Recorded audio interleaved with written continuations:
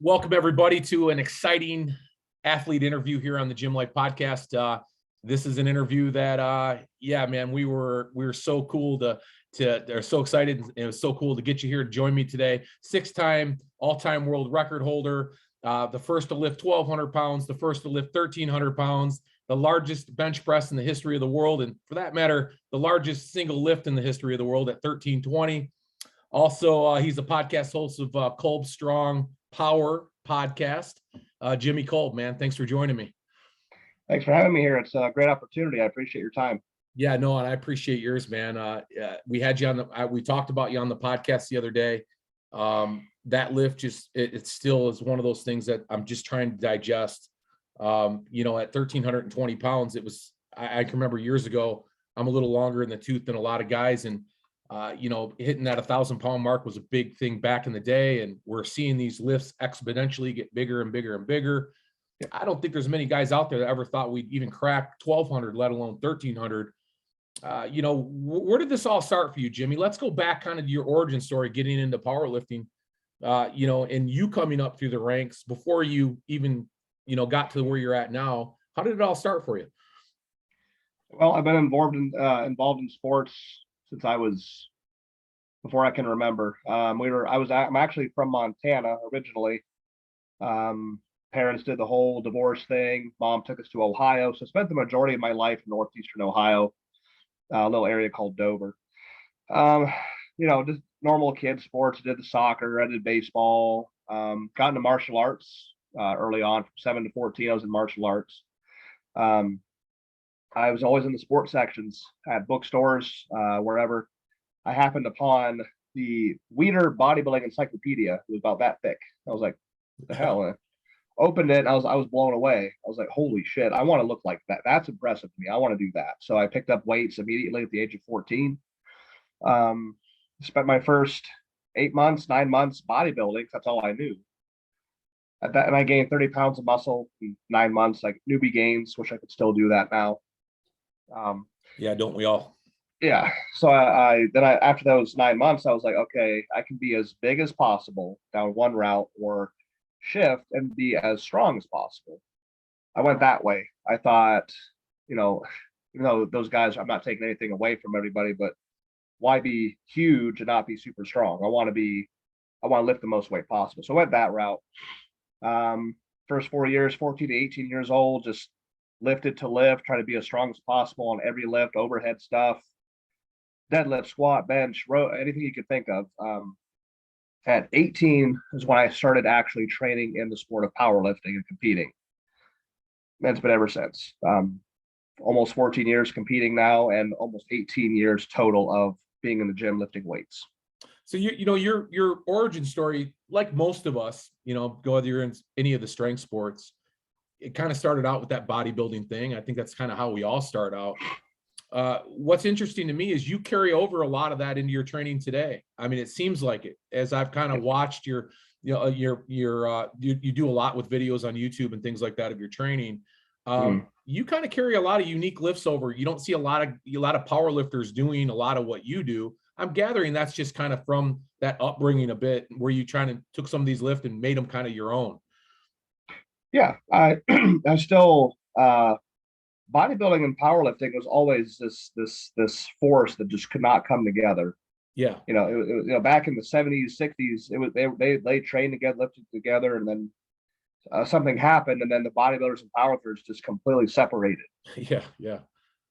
Somewhere down the line, but they really go in tandem with each other, and I still utilize bodybuilding methods in my training right now. Now I don't train like a bodybuilder to bench when I bench, right? But that's not to say that bodybuilding is not heavily involved. It is. Yeah. It seems like a lot of your accessory movements and things, you just made them a bit heavier. It's not about hypertrophy for you. It's just more about getting that accessory strength, more so to help you out in your lift. But that was kind of one of the things I picked up on as I started following you and following kind of your training. You're a lot of guys that I know anyhow. And again, I'm not super familiar with geared powerlifting as a powerlifting in general, but it's all relevant. It's all the same. As you were moving up and 18 years old, and that was the first time you started competing in powerlifting, where did you start then? And where was your strength? I mean, were you doing 3 lifts back then, or did you start with just bench or? I did 3 lifts up until the age of 21, maybe 22. I was doing all 3 because, and I still have this opinion today. In my opinion, to be a power lifter, you have to do all 3. That's the powerlifting is the sport of squat, bench, and deadlift for a total. Right. So I don't consider myself, my wife disagrees, but I don't consider myself today to be a power lifter because I specialized in bench press. Gotcha. So I did all 3 competitively up until, like I said, 21 or 22. At 20 years old, I had a body weight of like 218 or 219. I totaled 2410 by squatting 900, benching 810, and pulling 7. Yeah. And that was almost 12 years ago. So it's been a while. I bet my first 600-pound bench was at 18 years old. Before I turned 20, I would bench press 740 pounds at a body weight of, again, the 220 class, 218 or 219. Yeah. Which at that time, I think was the second heaviest bench done by a teenager, regardless of weight class. Yeah, I would venture. So I picked it up pretty quick. I benched 900 pounds at 21. 2 years later, I'd win the Arnold Classic at 23 years old with a 950. I took a little hiatus between 2015 to 17. I wasn't really lifting weights. I joined the military like an idiot. And then halfway through my enlistment, I started picking up the weights again because I needed something else in my life. And then now here we are today. That's interesting. You've got you're kind of this prodigy coming up. You do all these big lifts and then you join the military. I mean, some would question, what was your motive? What was the motivation to do that when you were on top of the world already in a sport that hasn't seen the likes of you? Well, I don't even know who to compare you. I mean, there's a lot of guys to compare you to, but it's been a while. I was in a really weird spot in my life. It was 2015. I had just won the Arnold the year prior, but it was the Arnold of 2014, March of 2014. That's when I won it. Every meet after that, I had like 2 more meets that year, maybe 3. I was having a really rough time. I was bombing out, bomb out. And then I came around to the next Arnold, 2015. I was getting real weird vibes from a couple of my sponsors. They were being real quiet with me. I went to the Arnold to visit them too. They were very distant.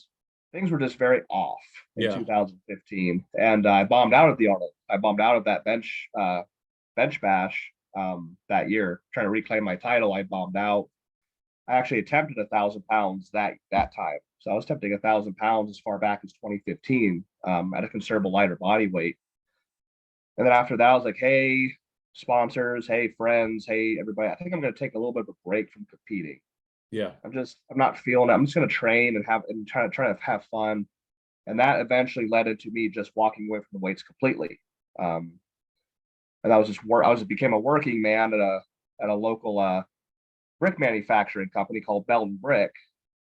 And that job was slowly killing me. It was such hard manual. I was in the packaging department, handling the finished fired brick, going piecework, going a mile a minute every day.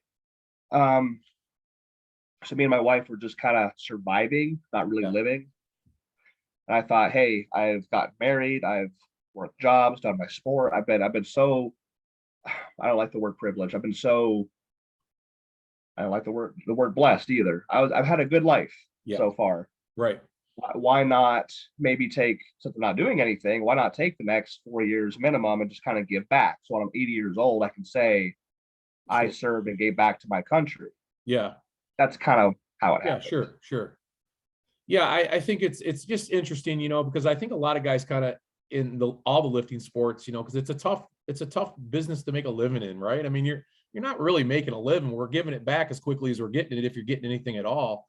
And it's probably that story is probably pretty similar to a lot of guys, even as good as you were already, that you kind of think, is this, there's got to be something more to this, right? More responsibility. You got married, you're starting a life. It kind of just makes sense to go on and try to find an occupation or a job and sort of give up the one thing that's meant the most to you in this world, which is kind of odd, right? Because you always think there's got to be a way to get it done. And then you find yourself, fortunately for you, it wasn't a result of an injury like a lot of guys that are kind of taken out of a sport they love. You kind of got an opportunity to set back for a minute, reevaluate. Probably, again, wasn't exactly what you wanted to do, but did it reload your sort of vigor and fire for the sport of powerlifting and bench pressing in particular? It was more like I was in the Marines. I Yeah. was really into it when I was first in. I mean, Paris Island was a blast. MCT was, well, kind of shitty, but that was okay.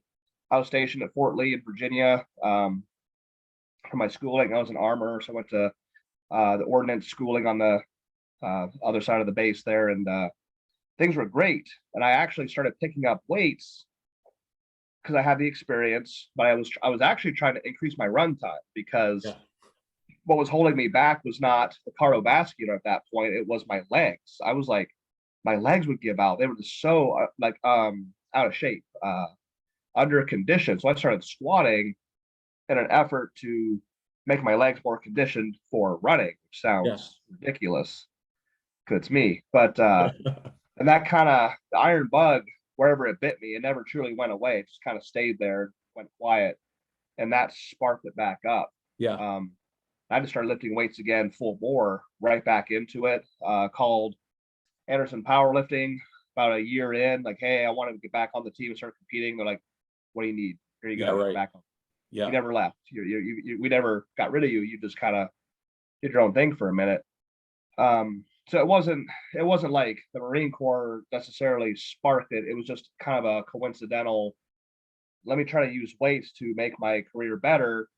And then I found out this is what I've wanted. It's I don't know what was a bigger mistake, joining the Marines or leaving my sport for a couple of years. It's kind of, but that's just the way it happened, and I'm glad I got back into it. It sounds like maybe it was a good thing. I mean, in the long run, I mean, it really gave you an opportunity to step back for a minute and sort of just evaluate. And like you said, you kind of got back into it just to kind of be a better athlete, I guess, right? To be able to run and those type of things. And once again, like you said, once you're bit by that iron bug, it never really goes away, and it just sort of found yourself again right in the middle of it. I'm just trying to picture you running, man. I mean, you are just a big dude. I'm just. I was quick for a minute. I was not quick my entire 4 years in. Things changed once I hit the fleet, but on the island, I was running 3 miles in 20 minutes. Yeah, it's a pretty good clip. Yeah, and that's in full gear. I mean, they're not putting tennis shoes and shorts on you, are they? I mean, you're running for that particular run. We were that's still not bad. We have 2 fitness tests. One is PFT, which is just shorts and a t-shirt, running shoes. Right. And then the CFT, that one is in boots and utes, or utilities and your boots. So that's a different test. But for that particular run, which, I mean, that PFT doesn't have a lot of applicable things to actual military because you're doing pull-ups and sit-ups and running in tennis shoes. Now the boots running, that makes sense. That has applicable things to it. You can see that happening. I was in the military for a bit in the Navy, and we didn't quite train as hard as you did, but certainly I remember those tennis shoe runs, and I remember those boondock runs. And I can tell you right now, it's always nicer to run in a pair of tennis shoes. Yes, it is. So you get back into it. You join Anderson. You guys are, I imagine you kind of just picked up right from where you left off. I mean, was there much of a stretch there as far as your training goes? Did a lot of that change? Did you find your body changed a little bit because of the military? I mean, what were some of the deficiencies that you had to pick up on right away? Mostly it was body weight. And that was one of the things that would really caused friction when I was in, because of the body weight standards. And the Marine Corps has the strictest body weight standards. Now, I was safe for a while because I had a 22-inch neck. Right. They do that whole tape measure thing, and tape. I got taped. I was safe for a long time. My neck kept me safe. Yeah. Whatever I wanted, as long as I taped out, I'm good to go. Right. So I gained weight. That was the first thing that happened. I don't want to say I did the exact same training I did before, but it was very similar. But I just got older and wiser, and things change over time. Yeah.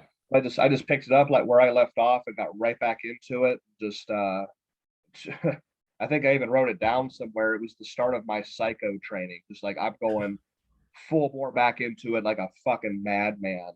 Yeah. Now that they didn't like it much. They didn't appreciate the lifting. They wanted you to be a bean pole that could Yeah, run fast and that's shoot right. good. That's all they really cared about. So I had a rough time. But my lifting meant more to me than, and I wasn't a career guy. I was in for 4 Yeah, years. I was right, like, I'm right. done. You know, give the promotion to somebody else who's actually gonna stay in and who gives a Yeah, shit. 'Cause that's not me. So no, it picked up. It came back pretty quick. Competing wise, I had a rough first year. I bombed out of it was either 4 or 5 meets in a row over the course of 12 months. I had a full year of failure yeah. Wow. before I finally, and the first competitive bench I did after my kind of hiatus was 1,035. So I didn't start at like 7, 8, 9. I went straight Sure. over 1,000, but it took me a year to do it successfully. So it's kind Yeah. of rough. Now, do you at that point at that point you became strictly a specialist, right? You were just a bench presser. Yeah, I mean, when I first pick up the weights, mid enlistment, I was doing everything, just kind Okay. of trying to gain overall weight and size. But I knew I was not going to do all three. I knew it was actually a conversation between me and my wife. I was stationed at Quantico. We were living on base at the time, and we both remember this like it was yesterday. We were sitting on the couch. I'm just sitting there all fucking miserable and just fucking hating life and this sucks. And I'm talking about work, and she goes, "What do you want to do with your life? Like this isn't it. Military's not going to work. Like what do you want to do? What do you want to accomplish?" And without even thinking, I said, "I want to bench 1,000 pounds." Yeah. That was the one goal that I did not meet before I got out of it. Before Yeah. I had met every single goal I ever set. I'm a very obsessive uh, person, and I did everything I ever set out to do, except I did not get that 1,000 pound bench. So right then and there, I mean, she was tearing up, I was tearing up. It was fucking awesome, and Yeah. Yeah.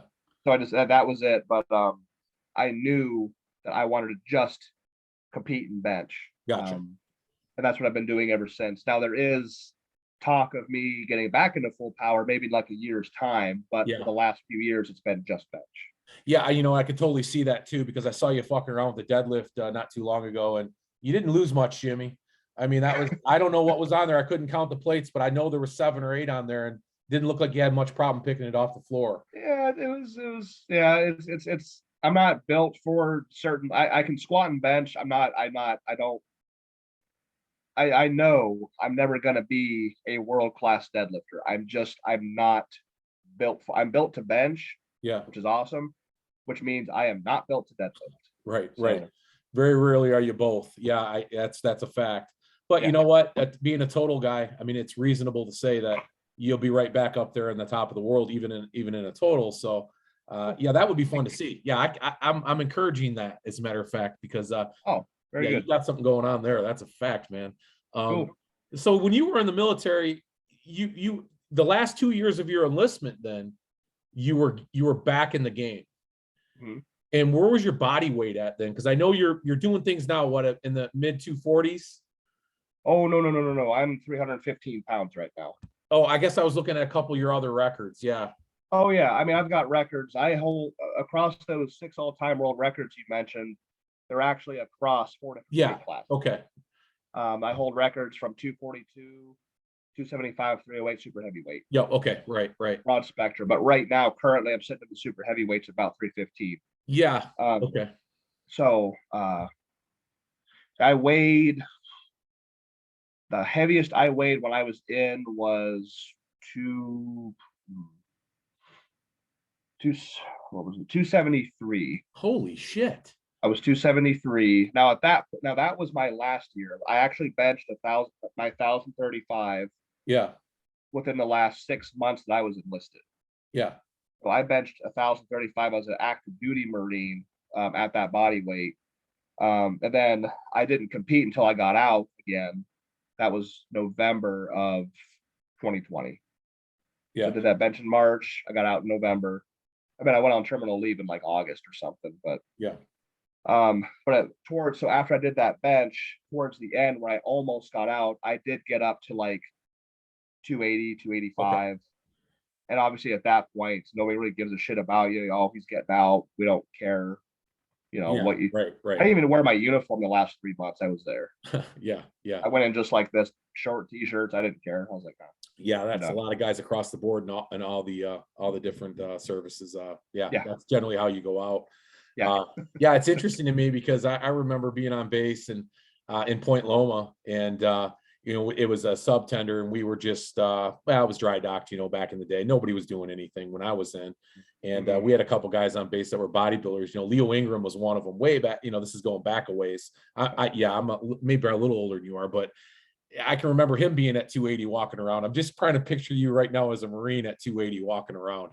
I did not look good in uniform. I'll just be honest. It was rough. It was a rough, but I chose that. Yeah, I yeah. made the conscious decision to pick up the weights, become competitive again, jack up my weight.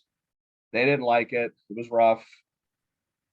Didn't care. I got through it. I got out Yeah, honorably. I'm good. perfect, perfect. And thank God you had a 22-inch neck. Yeah, Gave you a lot of space there. Yeah, that's it cool. did. So you get out of the military. You start. Obviously, you're doing some good things on your way out with powerlifting and bench in particular, and you're Mhm. making your way through these big numbers that you've already kind of set goals for yourself. The 1,000-pound mark was a big goal for you. You talked to your wife about that.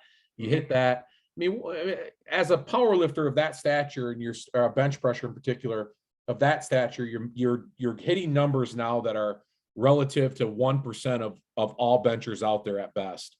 And where is I know the next mark is always the next weight, but what was realistic to you? What was your team and you talking about? Because when you see somebody as good as you, Jimmy, a lot of times those numbers are conceivable. Where with other guys, let's be real, they hit a number and you're not looking at 1,200 pounds as your next lift. You're looking at 1,010 or 1110.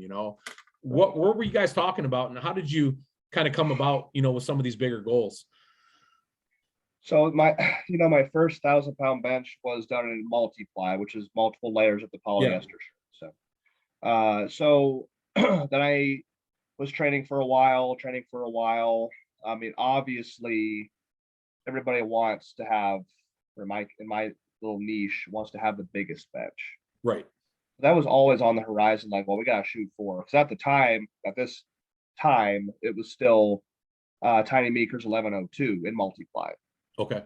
was still the heaviest ever done, period. So it's like, well, obviously that's the number, but we got to take small steps to get there. When I did that 1,035, which was my first official lift come out of retirement, Yeah. it was actually an all-time world record that I surpassed Scott Mendelson's mark in Okay. that weight class. So that Yeah. was like a pretty big deal for me. It wasn't just my first 1,000 pounds. I just beat a mark set by somebody that I've idolized since Yeah. I An was like icon. 24. Sure. Yep. Uh, Shortly after that, my next 1,000-pound bench was actually single ply. Right. Which I changed. I found fascinating. That to me Yeah, was probably one of your better achievements. I'd say you still think that too. I do. I am very, very proud. The next 5,000-pound benches I did consecutively were all single ply in Yeah. heavier weights a session. So I'd bench 1,050 the January after I got out in November, single ply. So I surpassed my multiply mark in single ply. That was Right. that bar, that number, and that doing it in single ply was something that I at that when I set that goal a few months prior was just I even put it on our gym board. I was like, goals. Oh, I want to do this. I looked at it, I was like, that is really outlandish. Can I really do that? I mean, Yeah. Blaine Sumner had done his first 1,000-pound bench, which was single ply in 2019 at the Arnold. It was 1,003. Yeah. Obviously, I wanted the heaviest single ply mark, but I wanted to. So 1, 2, 3, 4 lifts in. And 2021 was very good to us. So I did 1,050. Then I did 1,080 in Texas at the Mattis Bencher down in Kingwood. And then a few months after that, up in York, Pennsylvania, I did 1,120. Okay. Still in single ply at a body weight of like 295, 292. And that lift was super special because not only was it the heaviest single ply bench ever done, I surpassed my mark over and over again, but it was also the heaviest bench ever done in the world, regardless of Yes. equipment, body weight, drugs, no drugs. So that one is still um, very special to me. Yeah. Um, Yeah. the That still timing holds was the right. mark, right? Jimmy, that's still the mark, isn't it? For single ply, it is. Yeah. For Yeah. no, there's I think no one's within right now competitively. I got like 200 pounds between the Yeah. I next was going to guy. say there was very few guys over 1,000. I think only a couple, and you Yeah, just blew that right out of the water. Yeah. so that was very special. The timing is right because now the chances of me having the heaviest bench ever done in single ply are probably, you know, because of my recent achievement, are probably very low. Yeah. But to hit the heaviest bench ever done in the most minimal equipment, That's right. that was very.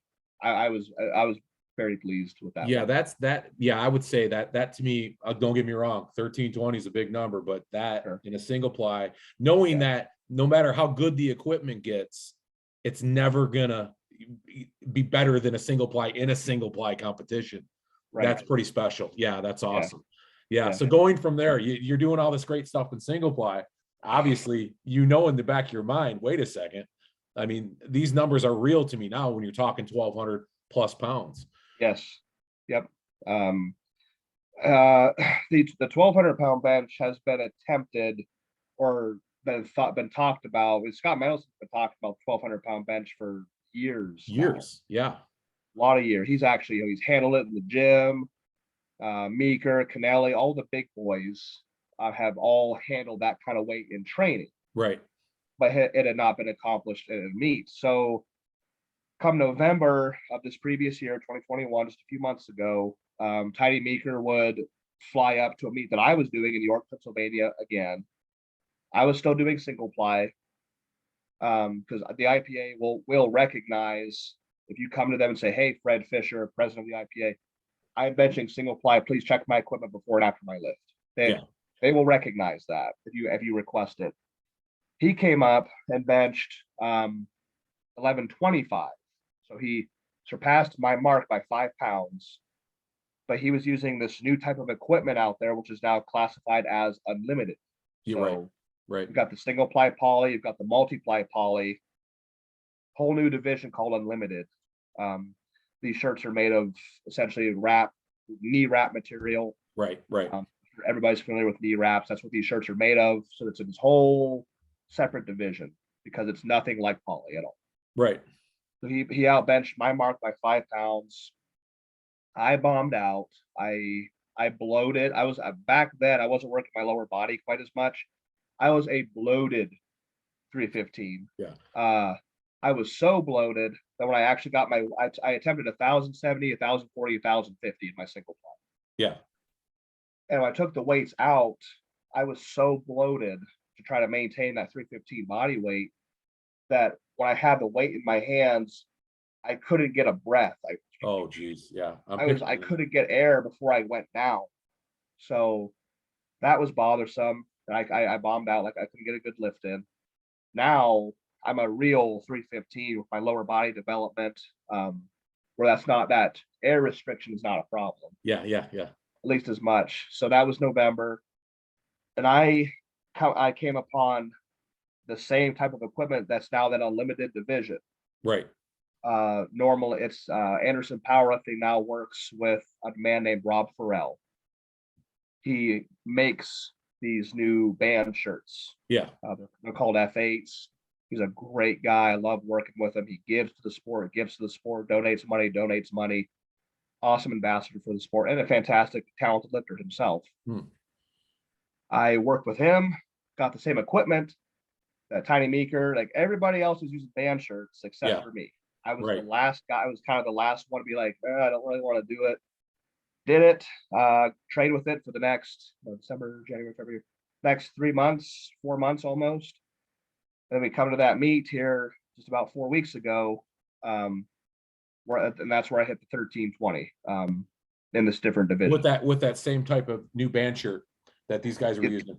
Now, yeah, the same band shirt. For this, my mark 1120 got surpassed twice. Right. Meeker did 1125 in the limited. Right. Bill Gillespie did 1129 in the limited. Yeah. I was like, Did Wonder they what I could. revisit? Did they revisit those? I mean, do they go back and revisit those accomplishments when that shirt was considered unlimited at that point? Is that, do the records reflect that at all? I'm just They curious how do. that works. Okay. They do. It's very obvious when you see one. It's like that's a band shirt, but Yeah. also they compete in that debate. Like you can't. It's like raw is raw, equipped is equipped. Yeah. Unlimited is unlimited. Yeah. So Yeah. it is recognized as being separate. So I was like, well, if I can do 1120 in single ply, it's like I wonder what I could do if I mastered one of these. Like with all my peers, all my contemporaries, everybody around me is using them. I'm like, maybe I'll indulge, and I did. Yeah. Yeah. I'm very happy that I did. Absolutely. I think we all are. Yeah, I think that's probably one of the most unspoken things about geared lifting is the use of the equipment. When you guys got an opportunity to work with something a little bit different, I think for a lot of us who just appreciate the sport that aren't, I haven't spent any time actually, in the sport itself, it's not something it's easy to wrap our heads around, that a power lifter or a bench presser or a specialist like yourself has now got to utilize this new equipment, which could take months and months. And in some cases, I'm talking to some guys that I know that are gear lifters, some guys just never get the hang of it. I mean, it's just, yeah. I mean, did you kind of ever have that hang up with that, or at any point with some of this changes in this equipment as it was coming along? Well, so I'm like I said, I'm a creature of. I'm very obsessive. I'm very routine. I like what works. So Yeah. when I got picked up by Anderson at 19, they picked me up because Ken at the time, still the president at the time, Ken Anderson.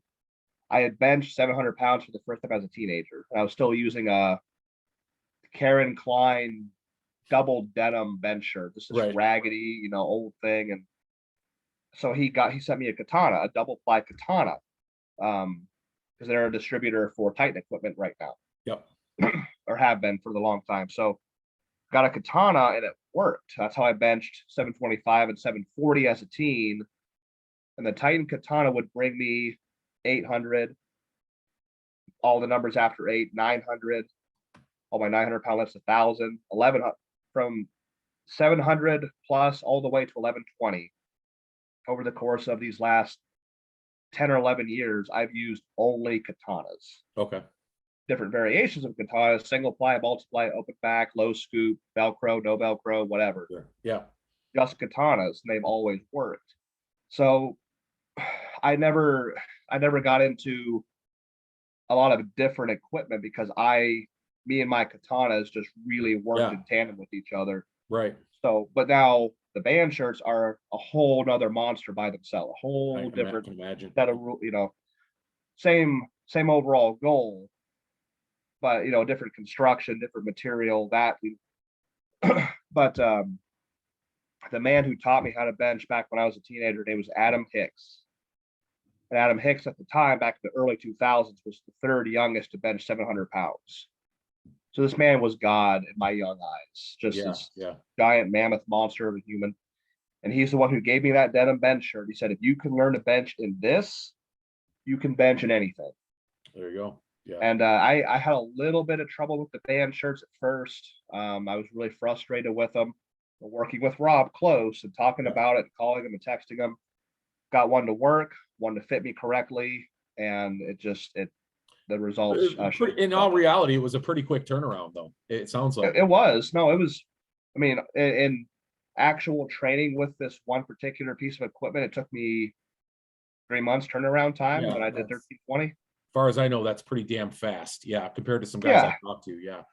What was the progression to 1320? I mean, in your training, I mean, as you were kind of using this new shirt and kind of going about your business, figuring it out, God, that progression had to have been lightning fast. I mean, what were you thinking?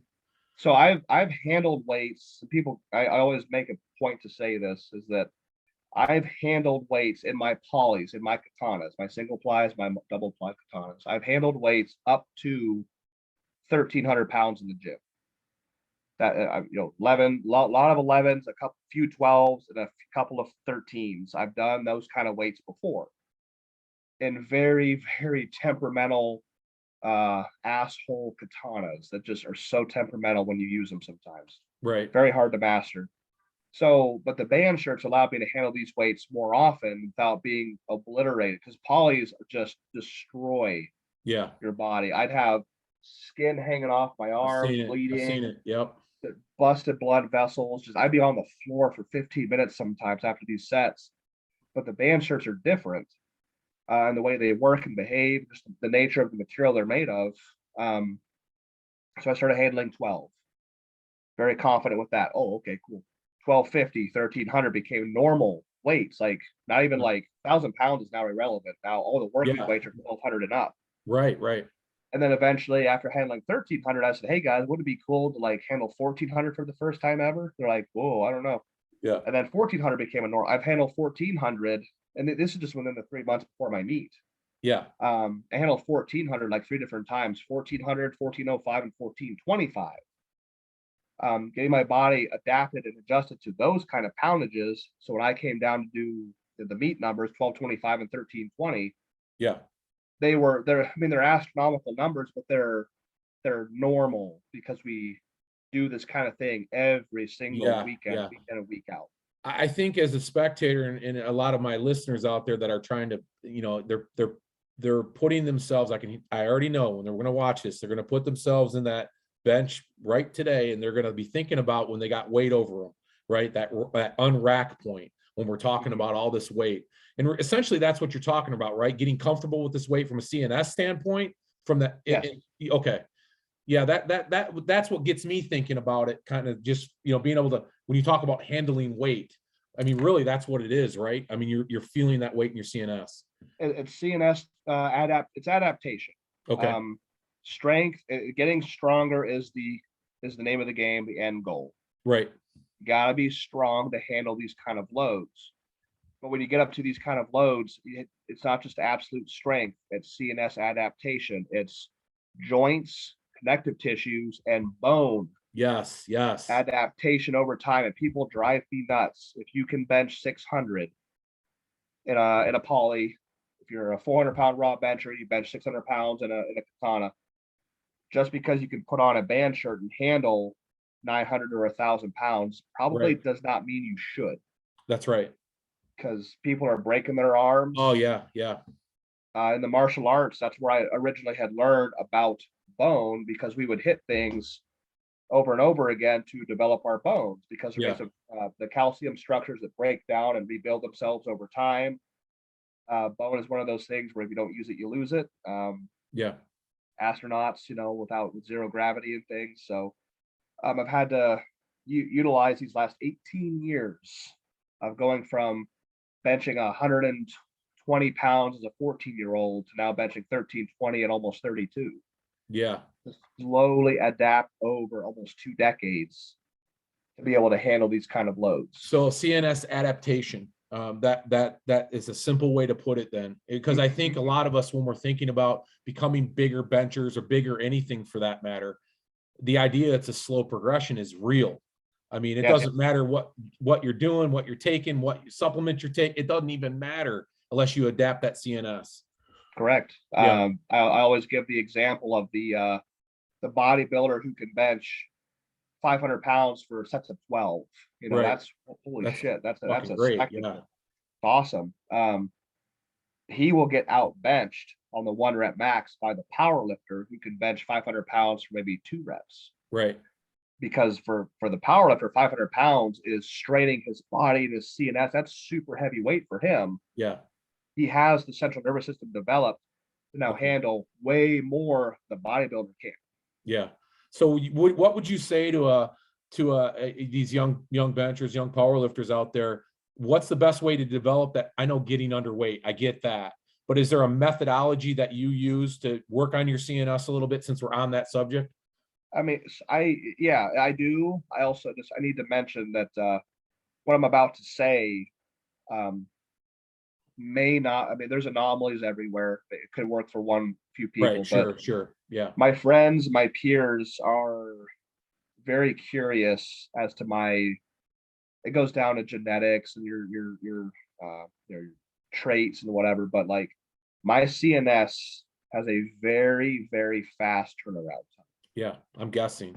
Yeah. I bench in my equipment heavy every single Saturday morning at 10 o'clock. Yeah.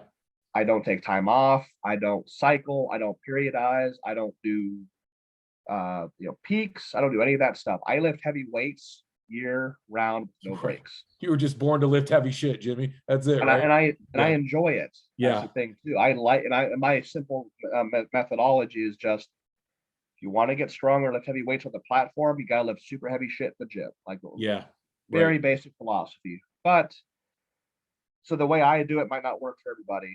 Yeah. But the way you develop a stronger CNS is literally you have to fry it. So you're a 600-pound equip bencher, working with heavy weights, and you do one weekend you do an overload set. So you take maybe a light reverse band setup or going off boards or Okay. something. You take like, oh, I mean your absolute max is 600 pounds, like your Yeah. absolute max. So you take 750 or 800 pounds and do a hold or a partial range of motion with it.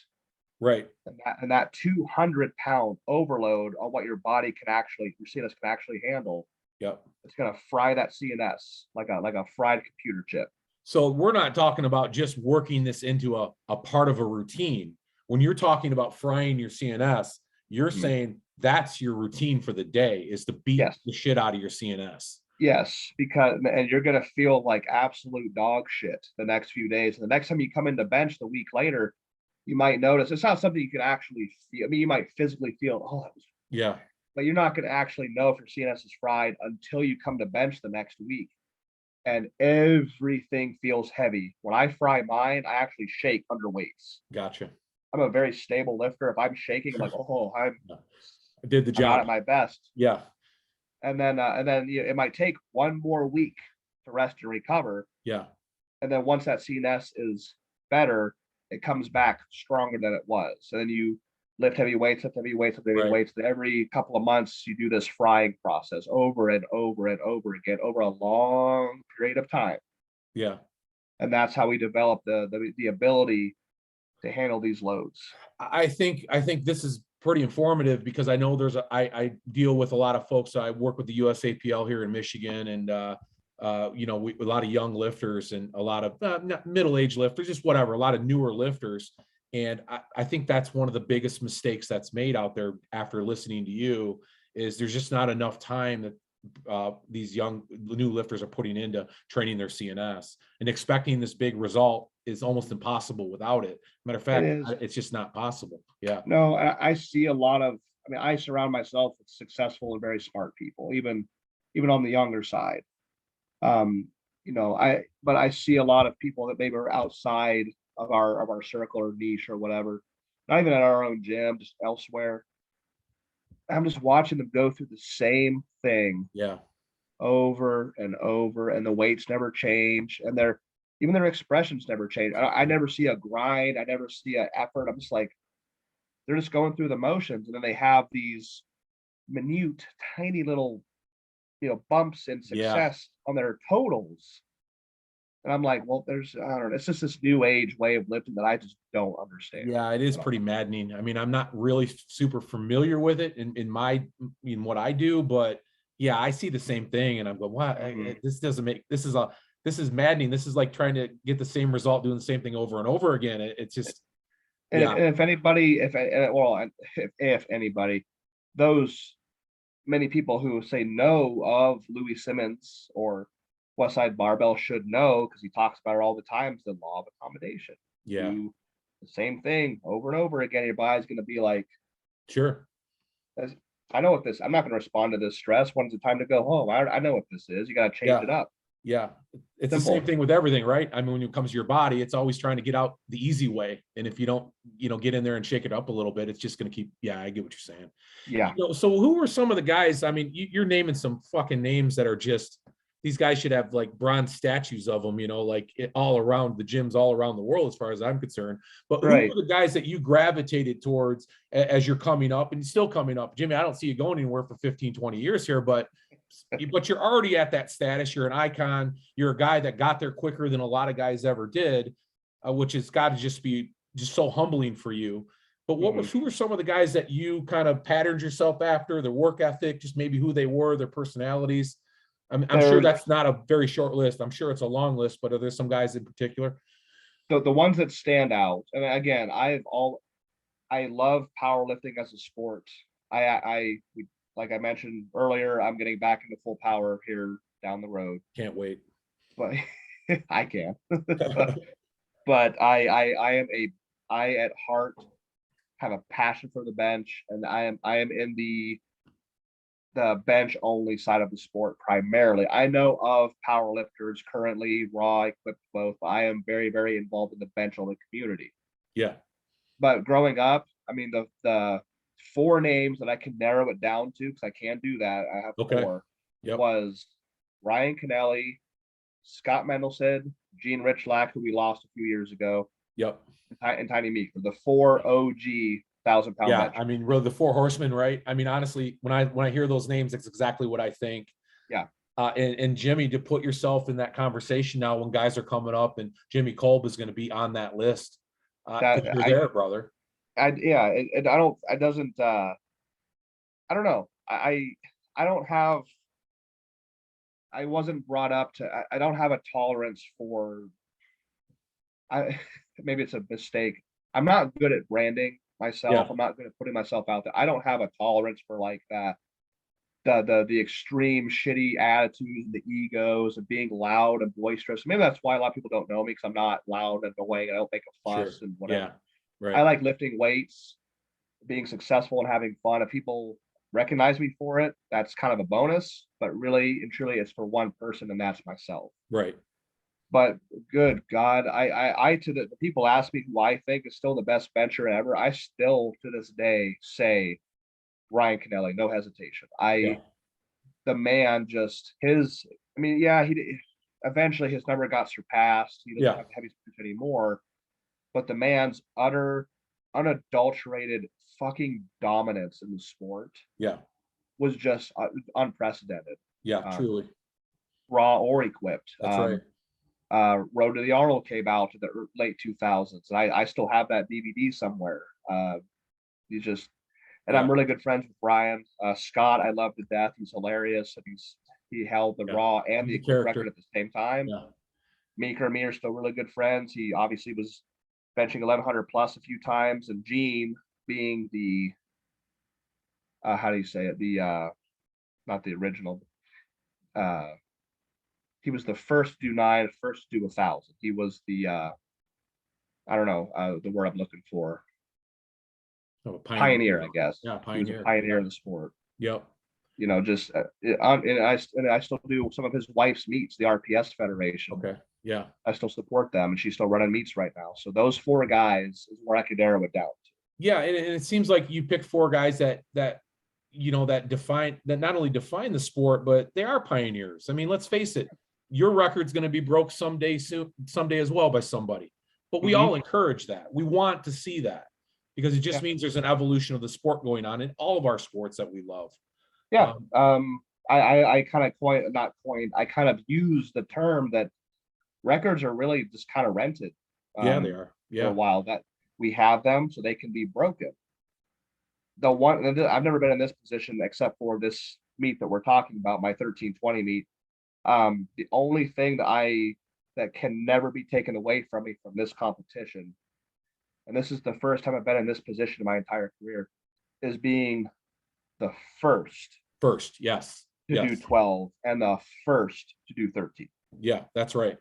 That's just, I love that. Yeah, that's very unique. That's right. You're always going to own that, baby. Always going to own that. I love that. That is great stuff right there. Yeah. It's pretty special. It's pretty special, Jimmy. And like I said, I'm a fan of strength sports. I'm a fan of you now, of course. And, I have been for a while with other guys as well, but I don't know why it took me 4 weeks to see that fucking number, though. I'm going to be honest with you. What's wrong with the social media, man? I mean, I couldn't believe it when I saw it. I thought it was a joke. I think you heard that on the podcast. That's probably, are we being duped here? Did this really just happen? Is this real? Yeah. Oh, that was awesome to see that. So tell me about your foundation that you got. I know you got some things going on. I want to talk about a couple of those things as well. You started a foundation, right? I'm the co-founder. It was my wife's idea. Okay. we have and I've got a t-shirt with it up there. Yeah. Okay. Yep. It's hard to see. It's the Kolb Strong Scholarship. So now scholarship does not mean school. That's just kind of the word we use. It's the Kolb Strong Scholarship. So what we do is a nonprofit organization. We accept donations over the course of a year. Now, for every $1,000 we raise, we then gift that to an athlete.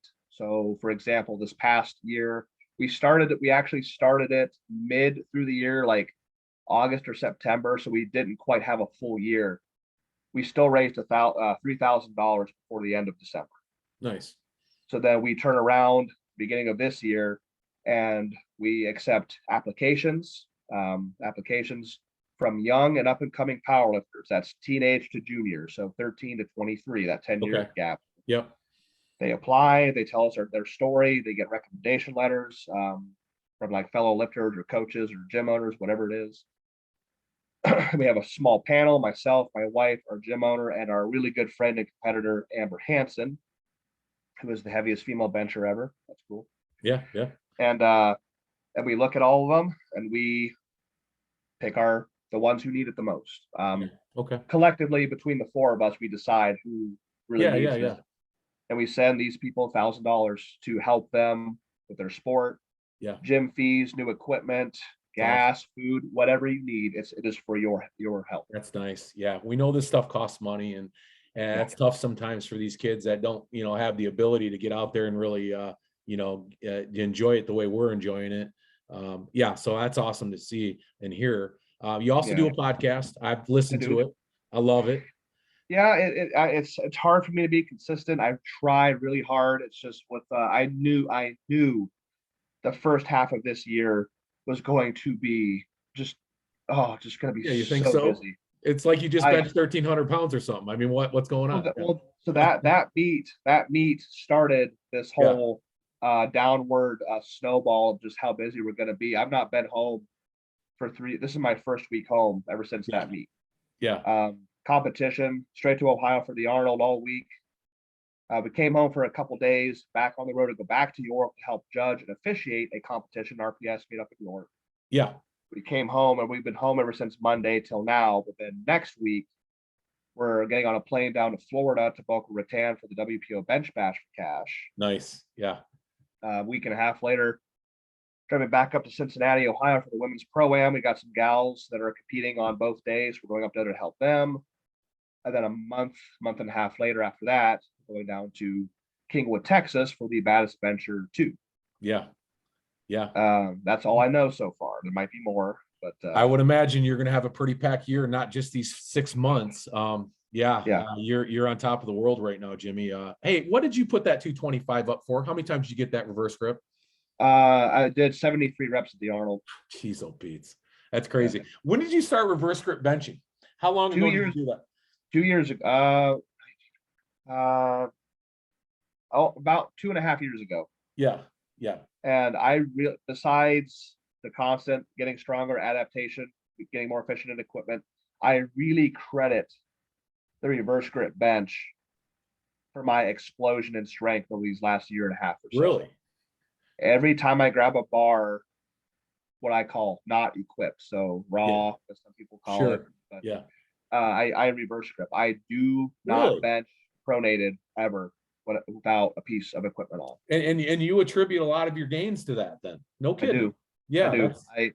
It's actually my strongest raw grip. My reverse grip surpassed what I could do pronated very quickly. Wow. Yeah. The biggest benefit to it, I can talk about reverse grip for days, but and I don't do the traditional reverse because my wrists won't let me grab like this. So I actually hold the bar between these two fingers like that. Oh, okay. Yeah. Okay. Yeah. I make a peace sign. That's how I thought so. I was looking at your grip. It was a little different. I couldn't quite pick up on what was causing that. Yeah. Yeah. So now the bar does not sit horizontally in the palm. It actually sits vertical. Oh, gotcha. Like that. That's how I do it. Yeah. It's easier on the wrists. Yeah, sure. And it's the biggest thing. I go back to raw bench saying it's cool and all. I don't do it because I don't have no reason to. I'm an equipped lifter. Yeah. It has very little carryover for me. But every time you hear somebody ripping a pec, blowing a shoulder, what do? Raw bench. Yeah, absolutely. Sure. It's always raw bench. Yeah. Always raw. Yeah. Now, people have a tendency when they're struggling to flare. Yes. Or Yeah. flare too soon, and that puts all the pressure here, rip. Yeah. Even with good technique, you can still rip a pec. But when I'm benching reverse grip, it locks your shoulder into this extra rotated position. Yeah. Yeah. I cannot, even if I wanted to, I cannot physically flare if I wanted to. I'm locked in here. Yeah. So I'm tucked the entire lift. So very protected in there. Yeah. Very protect you. You will not internally rotate during a reverse grip bench ever. So that's the number one benefit. It's very safe for the shoulders. It takes strain away from the pecs and puts it right back here where it belongs. Yeah. Well, I was going to say, you got some fucking arms on you, man. I mean, you've got probably the biggest arms in powerlifting as far as I'm concerned. What are they, 23, 24 inches? They got to be. I think they're cold. I would gather they're probably between 22 and a half to 23. Yeah, you know, Jimmy, I was checking out some of your videos, you know, and I was like, God, and they're just not baloney rolls, man. You've got some good arms there. Those triceps are giant. I'm proud. I'm proud of how they've developed over the years. And the reverse grip bench, man, so I can raw bench when I raw bench. Yeah. I'm talking in the gym, before my shirt work, at a competition, before, as I'm warming up. It's all reverse grip. Yeah. I can raw bench with protected shoulders. Yep. Less strain on the pecs, and just blast my triceps. What else would I want in a move? Yeah, no, I can already tell you right now, I got about 100 listeners that are going to start the reverse lift or reverse bench next week. I'm going to do it myself now. I'm not going to lie. I'm going to start picking that up. I've got my t-shirt right there. It's the RGBP t-shirt right there. Yeah. RGBP, reverse grip bench press. Reverse grip bench press. They can get that on your website, right? That one's not out yet. I'm still working on trying to do colors. But I screen print as our home business, and I haven't quite figured out colors yet, so I'm working on it. Well, let me know, because I want one of those right away. I want to be one of the first guys to order it, because I'm going to start lifting like that in the gym. I've never had a shoulder injury. I'm a pretty good raw bencher, but I love that, Jimmy. That's a great technique. It changed my competitive career. If listeners would just keep this in mind, I benched. Now in equipment, I'm here. I'm all here in equipment. That's whatever. But I've done this type of lifting for about 16 years. And about 16 years. As soon as I learned how to reverse grip with my special fork grip, I dropped those 16 years like a bad habit. Yeah. And I will never go back to benching raw like this ever again. Yeah. I'm a creature of habit. Yep. And I even if I wanted to compete raw, I would still use that grip. Yeah, it makes sense to me. It does, and it's a productive. And even benching raw, I see a lot of guys with too wide of a grip anyhow. That forces those elbows in a bit. Whereas you're getting a lot of your bound up power there as well. I see a lot of guys raw really too wide, and of course you know what happens then. So I've seen it in person, and I don't. In chat, I'm quoting Chad Ikes. We connected a few times online, and powerlifter who, in my opinion, was way ahead of his time when he was competing. In 2007-ish, 2006, totaling over 2,700 pounds, just ahead of his time. He recently had said that just because everybody does something one way, doesn't mean it's not a better way. No, that's a fact, man. And that's a great way to, let's say that's a great way to end our conversation. Yeah. Hey, man, I appreciate you joining me today. We've got a good hour worth of talking, and I could have talked for 5 more hours with you. But I have a feeling we're going to be seeing a lot of Jimmy Kolb over the next 10 or 12 years or longer, for sure. We know that. We've seen some of these old guys still doing it, getting the job done. So, thanks for joining me, man. So your next meet is going to be WPO, you said, in Florida. Where's that at? Boca Raton, Florida. And what's the date on that? Do you remember? That's the 26th of this month. Okay, great. Yeah, I'm going to point everybody in that direction. And I generally, they have some type of live stream for that too. Any big numbers coming up, or you just kind of having some fun with it right now? I'm having fun with it. I want to go down. Obviously, everybody wants to go down to win. So I'm not going to say I'm not going to go. I'm going to win. Yeah. I'd like to do. I've not done a 3-for-3 bench meet except maybe once in my entire career, maybe twice. Yeah. It'd be cool to go down there and hit all 3 successful attempts. I'd like to go over 1,200 pounds. We'll just see how it goes. Yeah. I'm a competitor just like anybody else. I want to get down there and compete and have fun and maybe come up with some money. Kind of see where things are going, adjust your numbers as you on the fly, and get the job done, kind of thing. Well, sounds Exactly. great, man. Thanks, Jimmy. We were rooting you on. Thanks for joining the Gym Life podcast. Cool. Hey, we'll be talking to you soon. Hopefully we'll follow up here in a couple months or maybe in a year or so, and we'll get your next big number that comes out. I love it, man. That's a good idea. All right. Thanks, Jimmy. Cool.